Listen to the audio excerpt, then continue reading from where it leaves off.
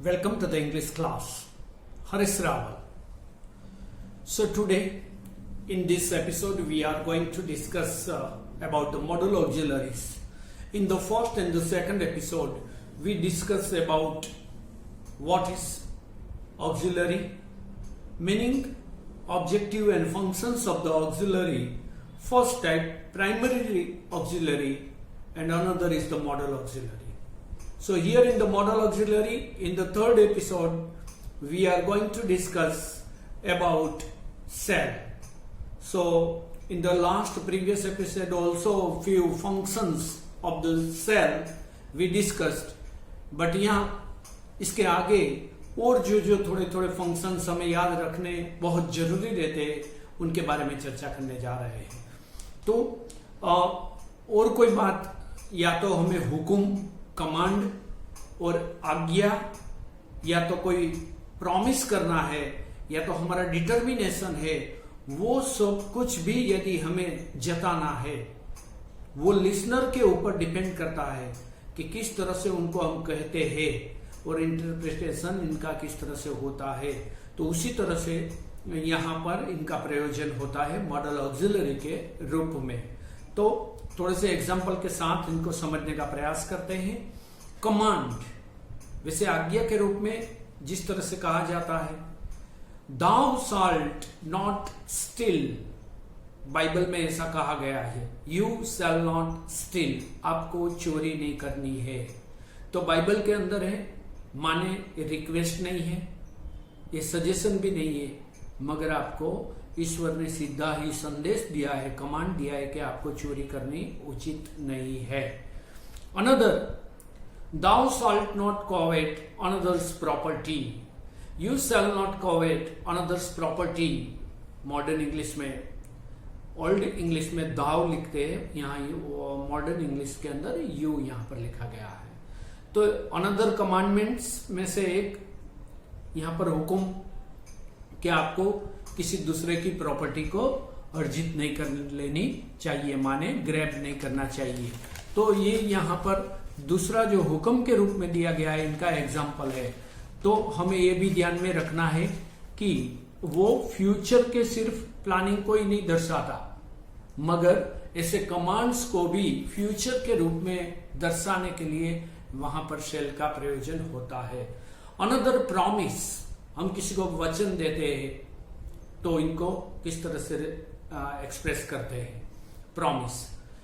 You shall get a prize for your excellency, आपको आपकी श्रेष्ठता के मुताबिक पुरस्कार दिया जाएगा। तो यहां पर सेल का प्रयोजन है। अनदर एग्जाम्पल, उनको भी समझने का प्रयास कीजिए। The soldier shall be rewarded for his good deed, तो जो सैनिक है वो उनके अच्छे कार्य के लिए वो सम्मानित किए जाएंगे। यहां पर ये दूसरा प्रयोजन, फर्स्ट हमने कमांड के बारे में सीखा, यहां पर दूसरा ये प्रॉमिस के बारे में इसका प्रयोजन सीखा। थर्ड वन इज डिटर्मिनेशन, दृढ़ इच्छा, या तो कोई डेक्लेरेशन है या कोई विलिंगनेस, इंटेंशंस वगैरह जो यदि हमें दर्शाने हैं तो उसके लिए भी इसी तरह का प्रयोजन किया जाता है। You shell leave this girl immediately, तो यहां पर सेल का प्रयोजन आपको दर्शाने के लिए, यहां पर से आपको विदा होने के लिए, समझाने के लिए किया गया है। We shall overcome some days, हम होंगे कामयाब एक दिन। तो यहां पर सेल का प्रयोजन है कि आने वाले दिनों में हम जरूर ओवरकम, सक्सेस जरूर होंगे, हम सफल होंगे, हम कामयाब होंगे, इसका पूरा भरोसा है, इसका पूरा हमारा डिटरमाइंड, वी आर डिटरमाइंड, तो हम दृढ़ संकल्पित है कि हम ये कर रहेंगे।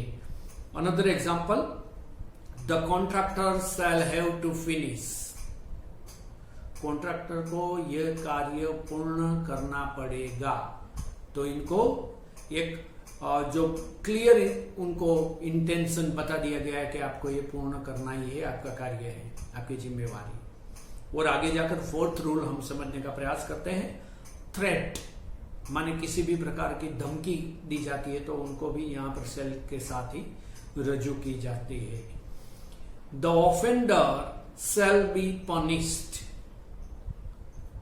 जिन्होंने गुनाह किया है उनको सजा होगी ही।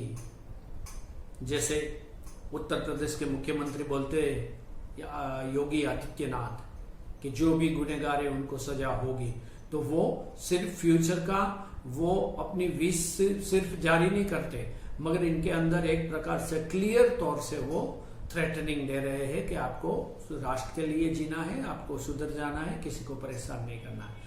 इसी तरह यहाँ पर भी सेल के साथ यहाँ पर भी रुजू किया है। He shall have to play for the country, आपको माने उनको देश के लिए खेलना चाहिए। और इसके बाद और भी प्रयोजन है। 5th वन, लीगल इंजेक्शंस और द ऑब्लिगेशंस, इनको भी आप सेल के साथ रजू कर सकते हैं। जो भी कोई लीगल इंजेक्शंस माने कोई कानूनी कार्यवाही है, उनका मार्गदर्शन है, उनकी गाइडलाइन है, या तो कोई आदेश है कानून का या तो सरकार का, तो उनको भी आप सेल के साथ ही रजू कर सकते हैं। You shall submit your service tax before 31st मार्च, तो आपका जो भी सर्विस टैक्स है वो 31st मार्च के पहले आपको जमा करवा देना चाहिए। अनदर एग्जाम्पल को भी समझने का प्रयास करते हैं। He shall have to present himself before the court, उनको अपने आप को कोर्ट के सामने प्रस्तुत करना पड़ेगा, माने वो करेंगे। तो यहाँ पर ये लीगल इंजेक्शंस और द ऑब्लिगेशंस है, इनको किस तरह से रजू किया जाता है, इनको बताने के लिए यहाँ पर ये दोनों एग्जाम्पल आपके लिए हैं।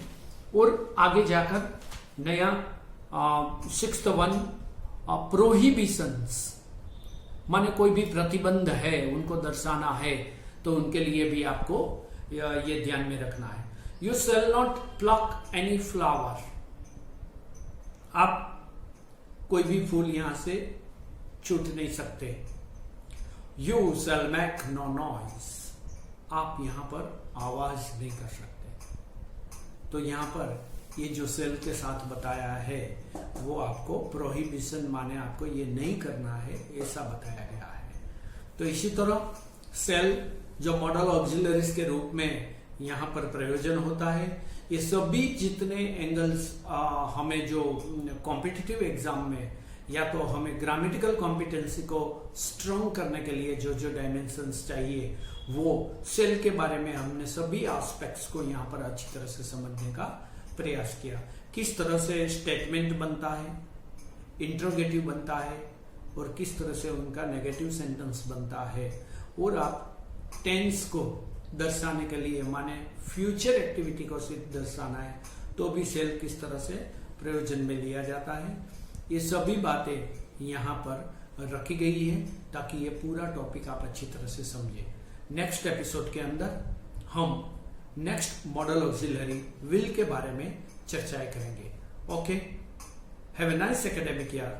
Thank you.